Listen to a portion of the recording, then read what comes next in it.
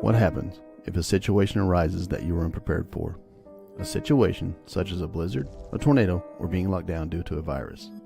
Put yourself in any possible situation that could arise. Now ask yourself, what would you do? Where would you go? What do you need? Are you ready? Because what if tomorrow?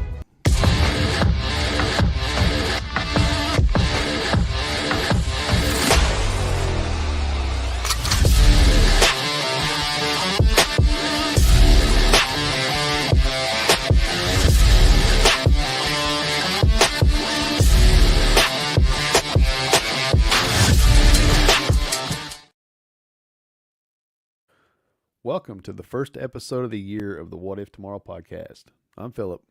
And I'm Mark. And man, it's been a while. It has been a while. Last year, the end of last year was hectic at work. So we took a long hiatus. So who knows what you're going to get tonight?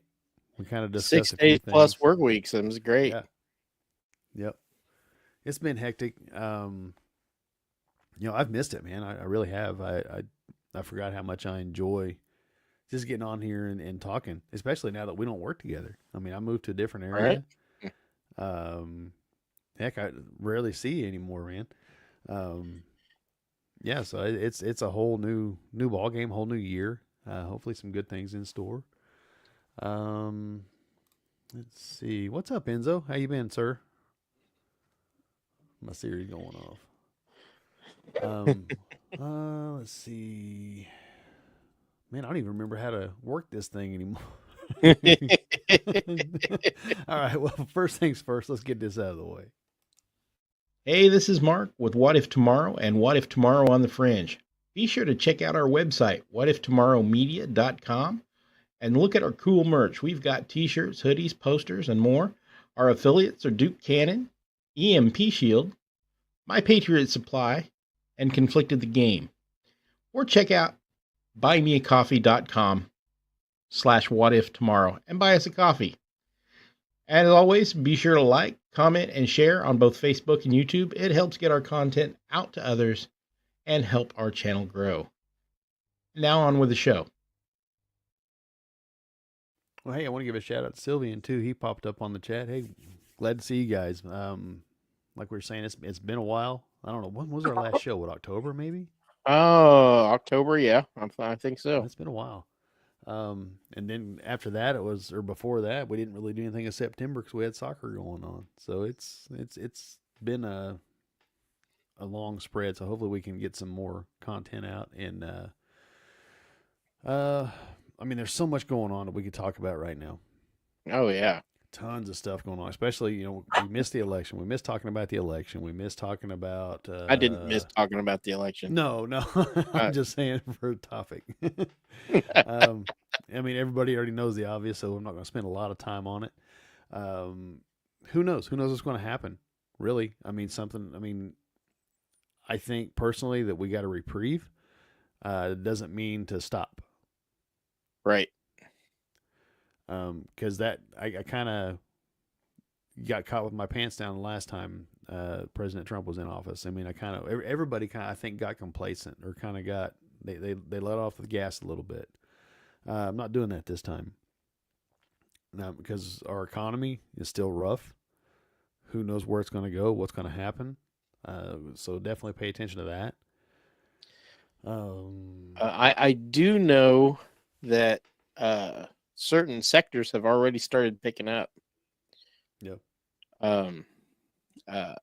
Big equipment companies are starting to place orders for parts and stuff.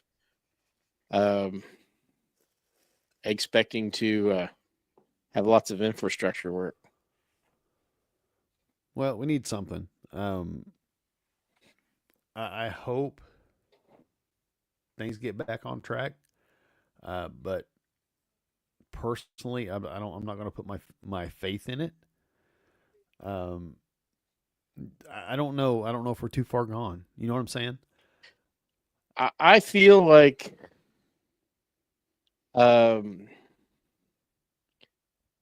economic slowdown is inevitable or a crash, whether it's a soft crash or a hard crash. I think it just depends on who's in charge at the time. Yep. Yeah. In honesty, I believe it's a matter of time. As it always happens. I mean, we've been Yeah. through several in my lifetime. Right. Some have been worse than others. But if you look back in history, look at the Great Depression. All right. So most people have heard about that stock market crash. There was actually a worse stock market crash just a few years before that, that could have been worse, but the people in charge at that time wisely voted to cut federal spending and to cut taxes drastically. They cut federal spending more than they cut taxes, but they cut taxes considerably. And that downturn lasted less than a year, and it was a worse crash than the Great Depression. And it was just a matter of who was in charge. The things they did through the Great Depression just made it last longer. Yep, I agree. Yeah, it was Coolidge. I mean, that brought on the Roaring 20s. Yeah. And really, they didn't do a whole lot. They kind of let it correct itself. Right. I mean, yeah, you said they cut taxes and reduced spending. But overall, they just kind of stepped back and let it handle itself, let it correct itself, because the market will correct. Yeah. If you keep rather your hands out of rapidly. it. Yeah. It's like a scab. If you keep picking at the scab, it's never going to go away. Right. And basically that is what the government at the time do. Now, everybody, I don't want to upset a lot of people, but really FDR and his New Deal was a pretty bad deal. Yeah. Yes, he meant to do well. He was a good man, but he meant to do well, but I think he did more harm than good. Yeah, I would agree. I mean, I don't think he's the hero that he's lauded to be. Yeah, but so I really think that it's something that we need to watch. You know, and keep in the back of our minds, because we're not out of the woods yet. I mean, No, we're not. The president hasn't taken office yet. We're still have another week of this president. From what I'm hearing, there's a lot of stuff coming down the line that he's going to do in his last week. Just look what he's done over the past couple of weeks. I mean, he's releasing people on death row. He's pardoning them. He's, has the stop the drilling and all that stuff in a huge swath of the our coastlines and stuff. Now it has to be a congressional a bill to go through Congress to open that back up, which I think is a good thing if it can get it passed. Yeah, because that's going to be harder to stop. Right, you won't be able to stop it with just an executive order. Right. If they make it where Congress has to turn it back on, then Congress has to turn it off. Right. And getting that to pass is going to be difficult. Yep. But yeah, there's so much. I mean, the drones, and we had all the drone stuff going on towards the end of last year, a couple of weeks ago. Got thoughts on that. You know, there's a lot of stuff I've heard. Don't know what the truth is. You know, you have the terrorists that attacked there on New Year's Eve or New Year's down in New Orleans, and the guy that blew up, the Cybertruck out in Vegas. That's some pretty creepy stuff. Have you looked into that? Yeah. Yeah. There's just. Go ahead. I mean, I haven't paid too much attention to the Cybertruck thing, but the one in New Orleans, I've read more about that, and that's disturbing. So yeah, let me see who had it on there. Oh yeah, great man. The guy in the Cybertruck, he was a veteran, And let me try to find it in the brief.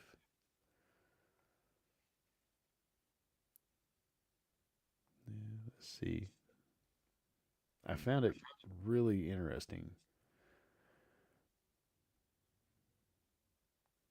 Let's see. Just the email that he sent. Now, this is just speculation. I'm going to say that. Hey, Chris, I'm going to say this up front. I don't know. Haven't verified anything. But the email he sent was reportedly to cyber. Well, maybe this isn't the. Yeah. The Army Green Beret Matthew Levelsberger sent an email to Sam Shoemate, intelligence officer to U.S. Army Chief Warrant Officer 2, who works to reveal whistleblower information related to the DoD. On December 31st, Shoemate reportedly received an email allegedly from Levelsberger. The email claims were shared by Sean Ryan, former SEAL entrepreneur and media personality. Everybody's kind of familiar with his podcast now. He's gotten pretty popular. The email asserts that Levelsberger had inside knowledge of the drone seen in New Jersey and was attempting to act as a whistleblower while on the run from federal authorities. The email read in part, "In case I do not make it to my decision point or on the Mexico border, I am sending this now. Please do not release this until 1 January. And keep my identity private until then. First off, I am not under duress or hostile influence or control. My first car was a 2006 black Ford Mustang V6 for verification. What we have been seeing with drones, quote unquote, is the operational use of gravitic propulsion systems powered aircraft by most recently China in the East Coast, but throughout history. The U.S., only we and China have this capability. Our OPSIN location for this activity in the box is below. China has been launching them from the Atlantic from submarines for years, but this activity recently picked up. As of now, it is shown, or is just a show of force, and they are using it similar to how they used the balloon for signal intelligence in ISR, which are also part of the integrated comm system. These are dozens of balloons in the air at any given time. The so what is because of the speed and stealth of these unmanned aircraft. They are the most dangerous threat to national security that has ever existed. They basically have an unlimited payload capacity and can park it over the White House if they wanted. It's checkmate. USG, or U.S. government needs to give the history of this, how we're employing it and weaponizing it, how China is employing them, and what the way forward is. China is poised to attack anywhere in the East Coast, and I've been followed for over a week now from likely Homeland or FBI, and they are looking to move on me and are unlikely going to let me cross into Mexico, but won't because they know I am armed and I have a massive VBIED. I don't even know what that is. I've been trying to maintain a very visible profile and have kept my phone, and they are definitely digitally tracking me. I have knowledge of this program and also war crimes that were covered up during airstrikes in Nimruz province, Afghanistan in 2019 by the administration, DOD, DEA, and CIA. I conducted targeting for these strikes for over 125 buildings, 65 were CivCAS, I guess civilian combat air support, I don't know, that killed hundreds of civilians in a single day. U.S. 4A, I guess it's U.S. Forces Afghanistan. Yeah, okay, vehicle-borne IED. Cool, okay. After spotting civilians on initial ISR, it was supposed to take 6 minutes and scramble all aircraft in CENTCOM. The UN basically called these war crimes, but the administration made them disappear. It was part of the cover-up with U.S. 4A and agent of the DEA, so I don't know if my abduction attempt is related either. I worked with General Miller's IO staff on this, and as well as response to Balamurga, something like that. Can't pronounce that. AOBS commander at the time redacted can validate this. You need to elevate this to the media so we avoid a world war because this is a mutually assured destruction situation. For vetting, my linked is Matt Berger, Matthew Lausberger on active duty, 18 Zulu. out of 1 through 10, my profile is public. I have an active TSSCI with UAP, USAP access. And it says sent from Proton Mail for Android. Then it goes on. Separately, federal law enforcement released notes retrieved from Levelsberger's phone saying he wrote, "This was not a terrorist attack. It was a wake-up call. Americans only pay attention to spectacles and violence." What better way to get my point across than to stunt with fireworks and explosive? Why did I personally do it now? I needed to cleanse my mind of my brothers I've lost and relieve myself of the burden of... Okay. Basically a suicide note.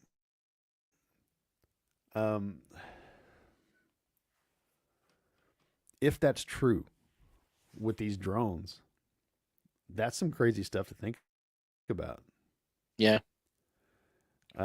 If it's true, I don't know if it's not. I don't know. But from the Fed, but who trusts the feds? You know, when they come out and say this, you know, that hey, you know, that he was, you know, he acted on his own, yada yada yada, or whatever he's saying. Who trusts him? Because of everything that's happened over the last 8 years or more. Yeah, they have really are proven to be false. The feds have actually done so much to destroy their own credibility. I don't know whether it's intentional or not, but you don't know what to believe anymore. Really, I mean, I can't say one way or the other. Right. And I'm like, I don't know. I mean, sure, it's possible. I truly believe that a lot of the drones and UAPs we're seeing, or UFOs, whatever. Hey, babe. My wife is on there. It's hard to say what's real, what's not real, because they've discredited themselves. Yeah, I can't tell anymore. No. And that's why I'm saying I don't know if this is real or not. We'll never know unless I know Trump is supposed to dump a bunch of stuff about the UAPs when he takes office. We'll see. Or about the drones. Because I heard him in an interview and it does sound like he knows what they are. Or he knows the story.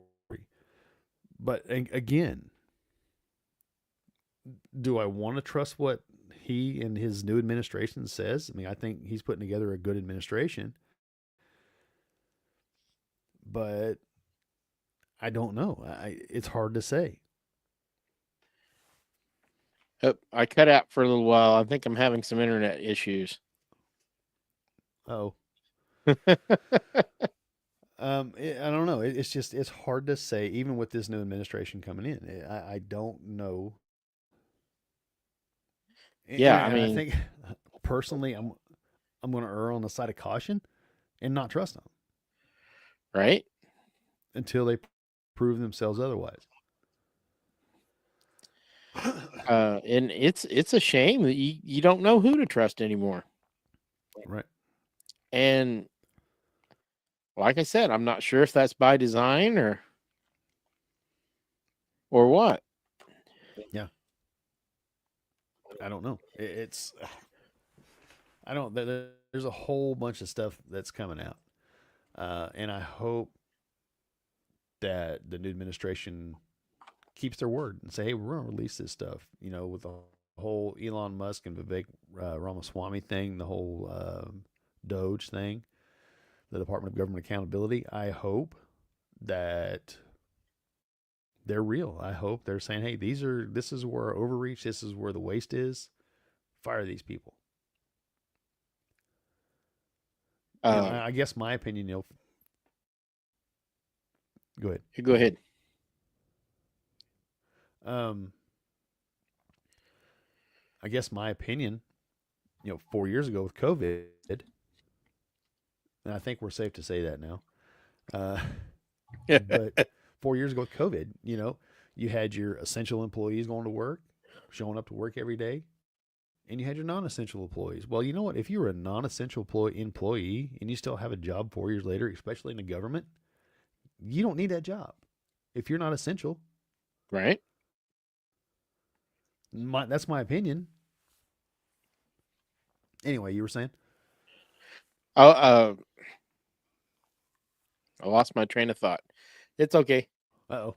Drove right I'll off the remember. tracks. I mean, that's the story of my life. Yeah,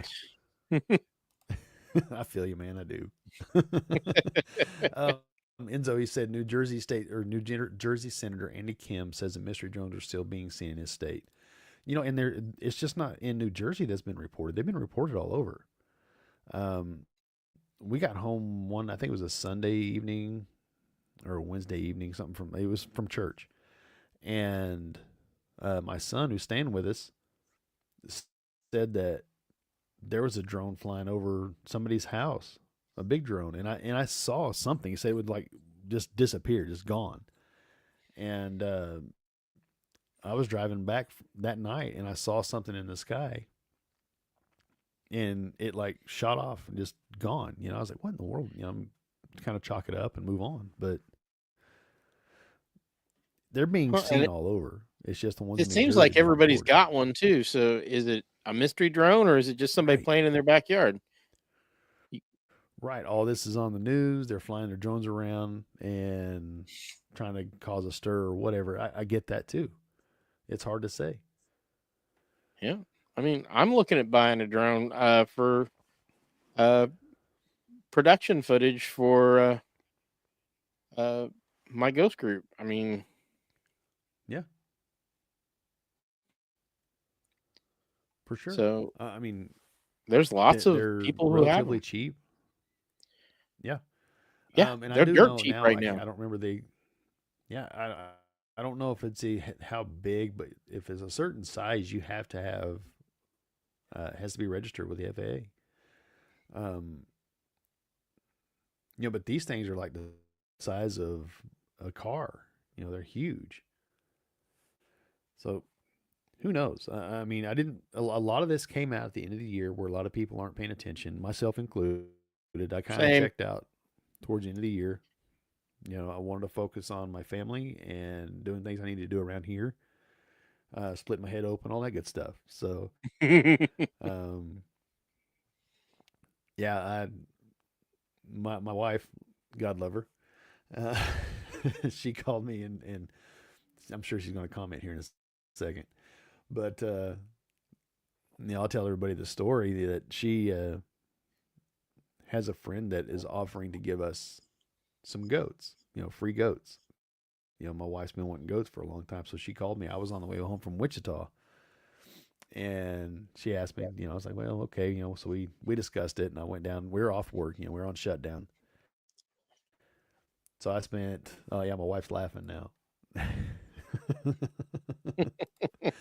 But so I went down, to Atwoods and Lowe's and got stuff to start building fence. We already had the fencing. We already had the fence posts. We just kind of moved a bunch and okay, real backtrack real quick. Enzo said Google in the United States drones that weigh more than 0.55 pounds must be registered with the FAA. This includes both recreational and commercial. Yeah, my wife says she loves me. Yeah, I knew it wasn't very big. But anyway, so I went and got all the stuff to start building fence and moving fence. And I'm here to tell you guys, I know this is preparedness, and this will help you in your preparedness. I promise you. Invest the $50 into a T-post puller. I tell you what, those things are a lifesaver. We pulled a few by hand, you got to rock it back and forth and twist it, try to get it out of the ground.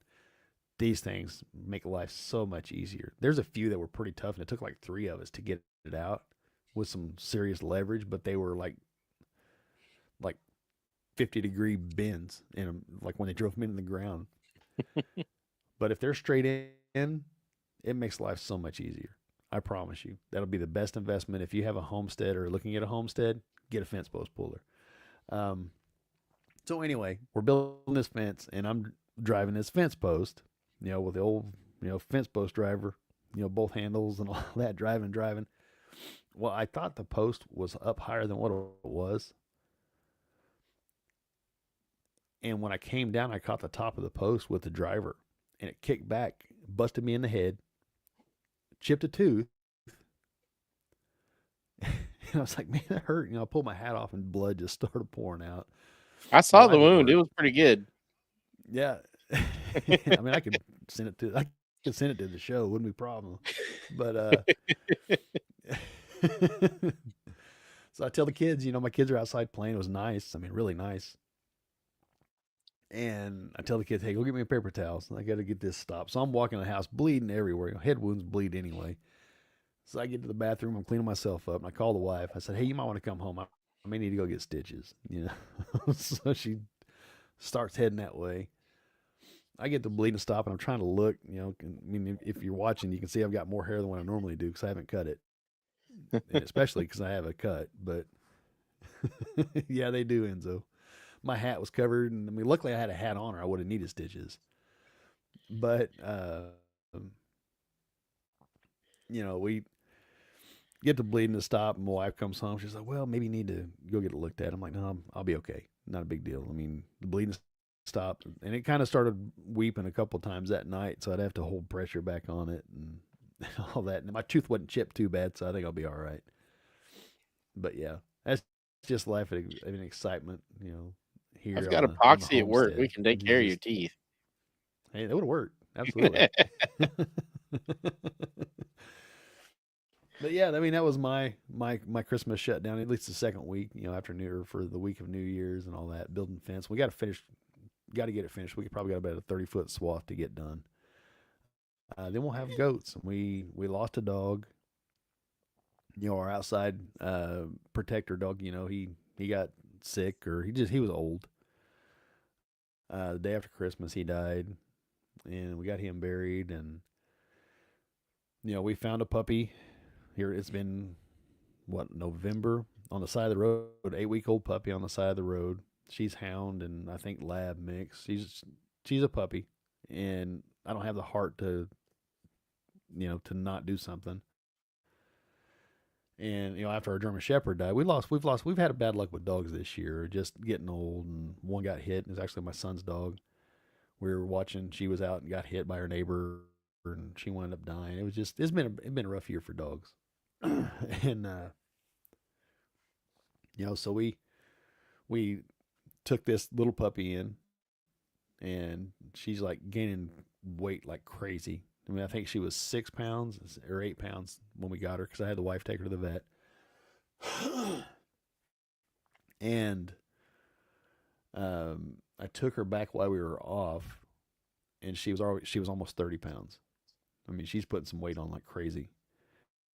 But if you guys saw pictures of my wife, she posted on Facebook or whatever, but this dog was emaciated. She wasn't going to make it long. She would have been coyote bait anyway, where we live at. And now, I mean, she's just packing the pounds on, and just a puppy. And she's part beaver, chewing everything up.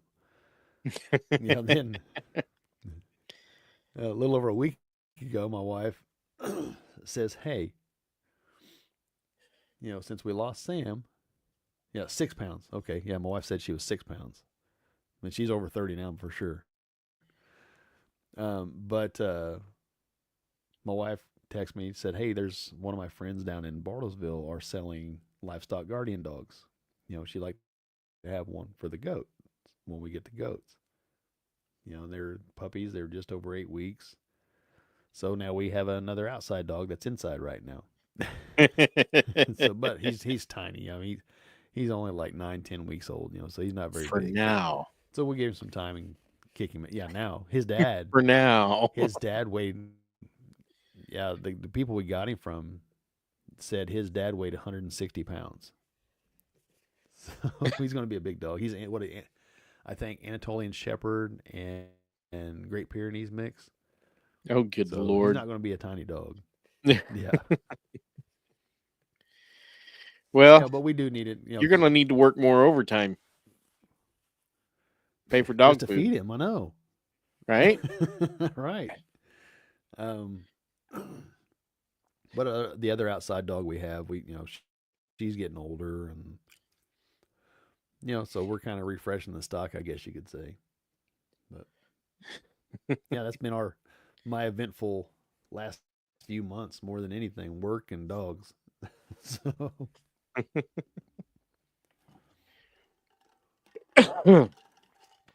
But something I do want to touch on, Mark and I were kind of talking about it backstage. He is cute. He looks like a fluffy bear. He does. My wife said that. Um, but yeah, something I want to touch on. If you guys haven't went and watched the movie yet, I would highly recommend going and watching the Homestead movie, especially if you're into preparedness. It's PG-13. My wife and I and my two youngest kids went and saw it this past Saturday. It is. There's not as much action in it as I thought it would be. I thought it was a great movie, just for the simple fact that everything that they did in the movie, the scenarios, the way it was put together, everything was sound. I mean, everything was spot on. The issues they faced, because most of the movie takes place around the homestead. If you've watched the preview, you don't get to see as much of them trying the first family that's bugging out. You don't get to see them trying to get to the homestead. You do a little bit, but most of it is at the homestead, the community they built, the people that they brought in to work. Everything that happens in this show or in this movie, which does turn into a series on Angel Studios, it picks up right where the movie leaves off. Matter of fact, the last scene in the movie is the first scene of the series, of the first episode.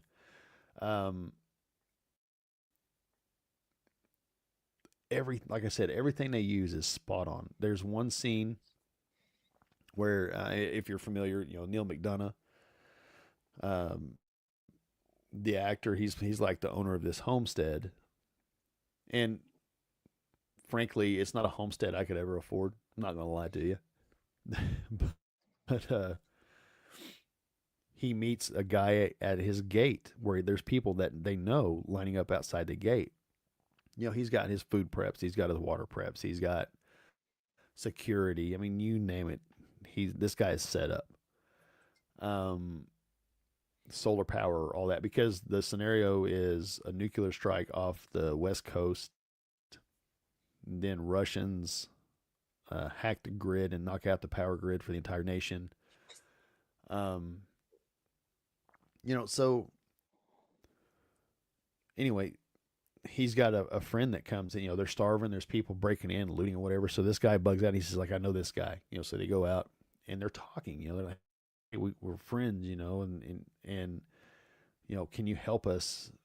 All that. And Neil McDonough's like, I can't. I cannot. You are a chimney builder. That's all you do. I have no space for you.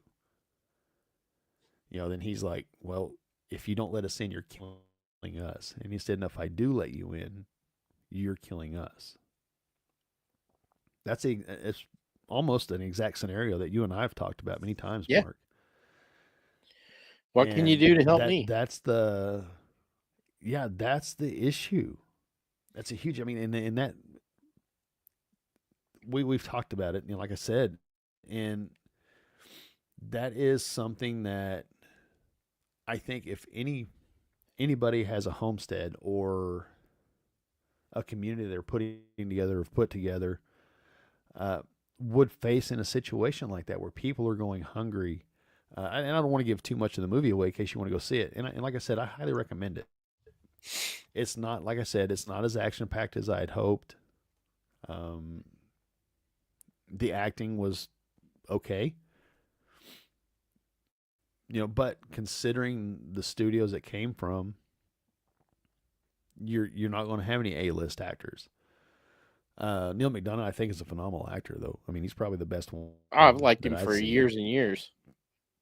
Yeah, but there's, I don't know, there is so many little things that you catch, especially if you live in this space. The preparedness space, if you pay attention to things, there's so many little bitty things that you catch. You're like, holy cow. These people are on it. It's highly detailed. They got fruit orchards. They're talking preserving food. They're talking, security and you name it. And spot on. Everything. I didn't see one flaw in it. And I'm not going to say I'm an expert by any stretch of the imagination. But, if you listen to this show or, talking about us personally, we kind of live in that space because we want to bring this to you and teach you. Right now, off the top of my head, I couldn't think of a better show to be an example of what could possibly happen and the setup you could possibly have. Obviously with that, it'd be on a smaller scale. For me, it is. Right. But man, I'm telling you, everything, like I said, is just on point. The way the security is set up, the way the security guy runs things, it's just, I was blown away by how detailed it was and how spot on they were. So I would highly recommend it. We started watching this series yesterday. There's only 2 episodes out on Angel. And in my opinion, Angel has some really good programming. So we're excited to kind of see where that goes, where the series is going. But so far, we kind of like it. But yeah, I would definitely recommend going and watching it. If anything, just for the information and the little nuance they have. Well, it's got to be better than that prepper show that was on several years ago. That Doomsday Preppers. Yeah, that was unrealistic. A lot of it. Yeah, Enzo. The movie is called Homestead, and the series is the same. It's called Homestead. The movie is out in theaters, but the series is on Angel. Yeah, and like I said, I would highly recommend it. If you even are even thinking about being in this space, it breaks down electric cars, the problem with electric cars. It shows kind of an EMP because there's a nuclear blast. Anytime there's a nuclear blast, you have an EMP. Yeah, and so the series picks up exactly right after the movie ends. But also, it talks about the community and shows you the community and even the strife in the community. People may not agree. Yeah, and then that's going to happen anytime you get people together. Yeah. Yeah, like the security guy, he's a big time military guy, DEA guy. And then you don't really know what Neil McDonough's character did to be able to get this homestead. It's massive. It's like a giant mansion on the side of a hill, which is automatically hey, we're going to go take all this, gated and all this. But you don't know what he does, but he's wanting to do certain things, even though he owns it, and the security guy's like, hey, you can't do it like this. This is the way this works. And there's times both of them at times are proven wrong, through the story. But they do a good enough job of showing, hey, both of these guys may be wrong, but there's a way to get through this. So even, and I can't remember the name of the book that is based off of. I can look it up real quick.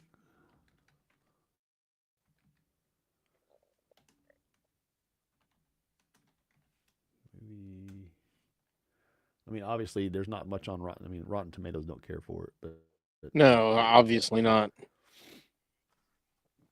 Yeah, it's got 38% on Rotten Tomatoes.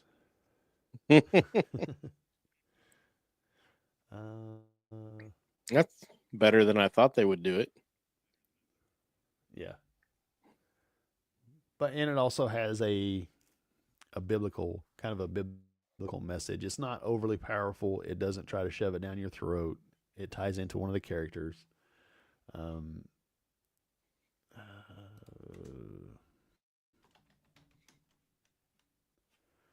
Based on what book? Okay. Yeah, I'm trying to find Black Autumn. Oh. It's based on a book series called Black Autumn. I actually follow that author on Facebook. Oh, do you?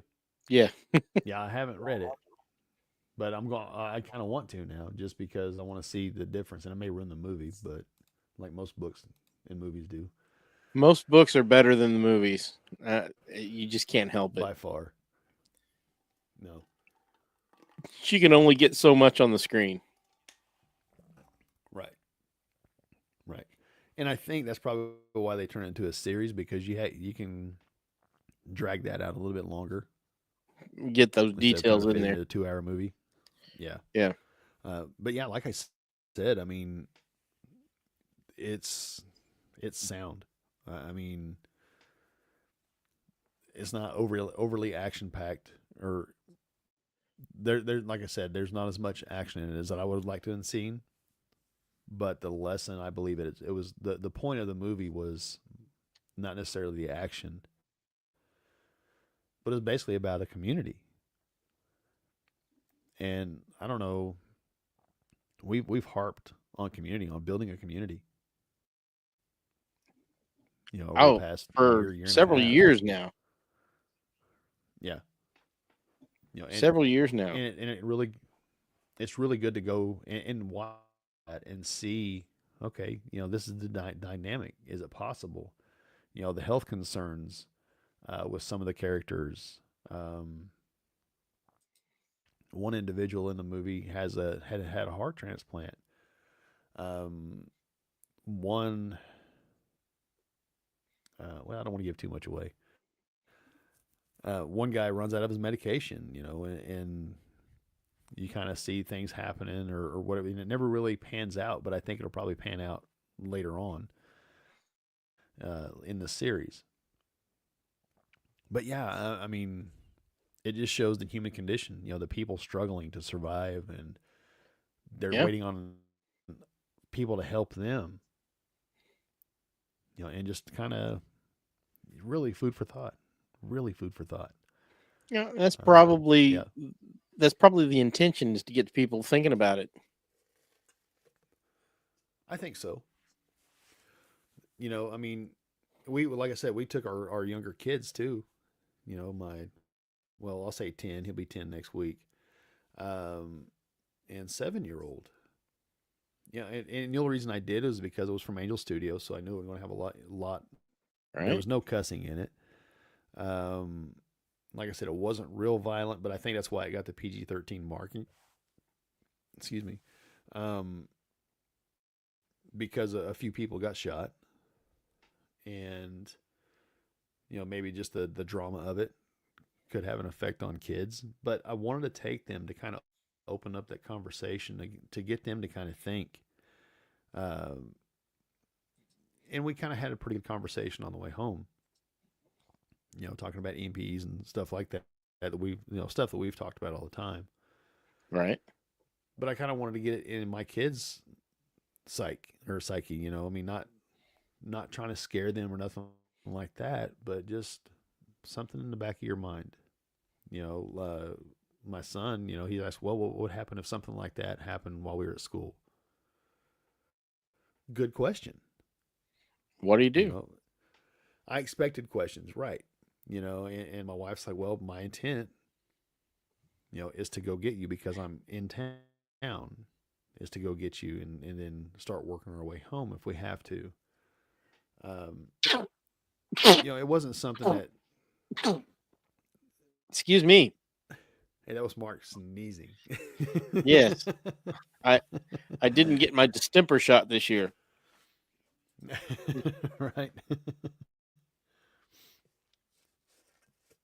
But yeah, it was. I enjoyed it. It was thought provoking. The kids. Well, Caleb enjoyed it. My son, he enjoyed it. My daughter kind of got bored with it, but I kind of expected that. But I wanted them to kind of see it and have an idea. Yeah. He just said, what in the world is that? Sorry, guys. I mean, things like this are important. They're thought-provoking. You don't see thought-provoking movies anymore. Back in the 80s, and I don't know how old you were. You would have been in grade school probably. They had the day after, or the day after tomorrow, or Yes. whatever it was called, miniseries. The day after. About nuclear war in the United States, and I don't know. I was traumatized, but Yeah. I mean, it made people can think actually- about that. Yeah. You can actually watch it on YouTube. Oh yeah, It's cool. on YouTube. I've watched it a couple times. And it's obviously free to watch. It's on YouTube. Yeah. That's a really good movie, thought provoking. I think I watched it with the kids, and they were kind of disturbed by it. Yeah. It wasn't comparatively thinking about the '80s to now. 40 years ago or whatever. It wasn't as graphic. No. Yeah. Enzo said, I remember watching the day after. I knew he said everyone he knew was traumatized. It was sure let them know that they really downplayed the severity of it. Yeah. Yeah. It wasn't nearly. They didn't show it nearly as bad as it really would have been. Right. Yeah. But what was good about that, and then I've heard stories on it. Reagan was in office and he watched it, and who was the Russian president? I don't think it was Gorbachev yet. Who was before? Was it Chichen? Brezhnev? I don't know. That may have Leonid Brezhnev. I don't remember. But that really made them think, hey, what are we doing if we square off? What's going to happen? This is probably not a good idea. Right. And I want to do a show on it, and I talked to you about it. What was her name? I don't remember her name now. Let me see. I've got it pulled up. I've got it in my. It's a book by Annie Jacobson, and I listened to it in November, and it's called Nuclear War: A Scenario. And I do want to do a show on it. It was such a good book. It broke it down by the minute. Because the president, from the time they realize a launch has occurred, they have 6 minutes to make a decision. That's Whether not you very much launch time. to verify. No, it's not. But I do want to do a show on it. And really kind of dig into it, because there's so much information packed in it, and it's like it's broken into like three different parts: the launch phase, the strike phase, and the aftermath. It's kind of where it's all at. What happens to the president, the chain of authority, the continuation of the power. All that, man. You read a book. Enzo said as a kid he read a book called Lucifer's Hammer, where I read that. That was way worse than the day after. I never heard Yeah. of that. I may have to check it out. I actually read that long time ago. But yep. I think it's things like that we need to keep in the back of our mind, especially with tensions right now. I'm hoping with the new administration coming in, things will calm down for a little bit. I'm hopeful of that. Yeah. I know President Trump, he came out and told Hamas and all them, said this needs to be sorted out before I get in office or not. There's going to be consequences about keeping the hostages. And I heard they came to the negotiating table last night with Israel. So I'm hoping he can get it calmed down. With the whole Russia-Ukraine thing. I hope to God that we stop funding that crap. Yeah. Because I don't know one American citizen that wants it. No, well, after it became apparent that it's just a way to pad the pockets of our so-called lawmakers. Yep. You know, we've got people in Washington who are getting rich off this. Yeah. And it's our money. Yeah. Kickbacks. It's money laundering is what it is. Absolutely is what it is. So I'm hoping we'll put a stop to that and hope it's not too far gone. You know, the rhetoric's already fired up, even worse now that he's elected. You know, saying he's going to be an imperialist president now that he's playing the game. I mean, he's just trolling with Canada, and I think he's serious about Greenland. I think he's serious about the Panama Canal because the Panama Canal is strategic. Yeah, it used to belong to us. You know, yeah, and he don't want China to control it, and they're down there trying to control it. Right. You know, so I definitely believe he's serious about that. But this other stuff, you know, like I said with Canada, you know, becoming the 51st state and all that, you know, he's trolling. But people don't see that. He's a butt munch. So I don't know. He is. He wants to stir the pot as much as he can. That's just who he is. I mean, Right. Those of you who have watched him for the last 40 years or 50, I mean, I remember talking about the guy when I was in grade school, when he was just a youngster. The guy's mouthy. Yeah. He's competent, but he's mouthy. And you just got to deal with He it. can negotiate. He can.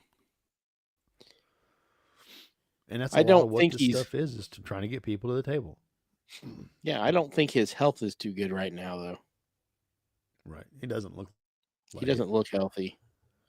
I wonder if he's going to make a full term, as unhealthy as he seems. But surprisingly, as unhealthy as Biden has looked, he's still kicking. So Right. he Right. looks like he's one sneeze away from, a flower pot. I don't know. Right. Right. Yeah. Man, I don't have a whole lot else to really chat about tonight. No, I don't just know if wanted you to do. kind of get back into it. And Yep. Yeah, I want to get back into it. In a couple of weeks, we'll figure out something and do a full show. I am going to share a couple we're things on our sitting- podcast group about Black Autumn and Yeah, that'd be great. so people can check it Yeah, out I for need to find themselves. it and probably listen to it. Yeah. Yeah. I think There is 1, 2, 3, 4, 5, 6, like 8, 9 books. Oh wow. Yeah, something like that. There's a lot of books in that series. So, yeah, it'll keep you busy for a while, buddy. For sure. Yeah. So, Yeah, all right. definitely. Well, Yeah. With that being said, I mean, I appreciate you guys hanging out in the chat. It's good to see you guys again. It's good to be back. You know, for see where China talks with Elon Musk about possibly buying TikTok if it's outlawed in the U.S. Oh, wouldn't that be great? That'd be great. I think it would be. What do you call it? X Talk or something? I don't know. I don't know. X has gotten very X. It has. But honestly, there's a lot of good stuff on there too. I've really gotten to where I read X more than I do Facebook. Well, yeah, I mean, I saw a lot of good stuff and I saw a lot of trash too. But I mean, that's free speech. Yeah, you got to be careful. Just because Right. it shows up in your feed doesn't mean you need to read it. Right. Did you see where Zuckerberg is now backtracking? No, I did with not. Facebook. I mean, he came out on Rogan. Was it last week? I guess I heard a little bit of it today, saying, "Yeah, the government is forced us to do this. We went under. We told them we weren't going to censor stuff about COVID and all that. Then they started doing investigations and stuff on Facebook, intimidated Zuckerberg. If it's true, I'm not going to say I believe this guy 100%. Does he? I mean, he's going to want government kickbacks with Meta and stuff like that because the government is doing a lot of research into VR, from my understanding. And so is he changing with the wind, or is he serious? You know what I mean? I don't really feel I'll like give the guy the benefit Zuckerberg. of the doubt. I don't really feel like he's the kind of guy that would have a lot of backbone to stand up. So he could very well have been browbeat into something. He just doesn't seem. Very well could have. He just doesn't seem like a tough guy. Right. And like I said, I'll give the guy the benefit of the doubt for the time being. Right. See where it goes. See where it goes. Even if it's just for 4 years. So we'll see. All right. I don't know. But I mean, I think we've got some more coming this year. We actually, well, I'll talk to you after we get off here. No problem. But anyway, guys, thanks for hanging out with us tonight. Glad to be back. It's been a while. Been a while since we've been back in the seat. Definitely. See if I can't even work this thing anymore. See, I'm out of practice. Big time. Good night, everybody.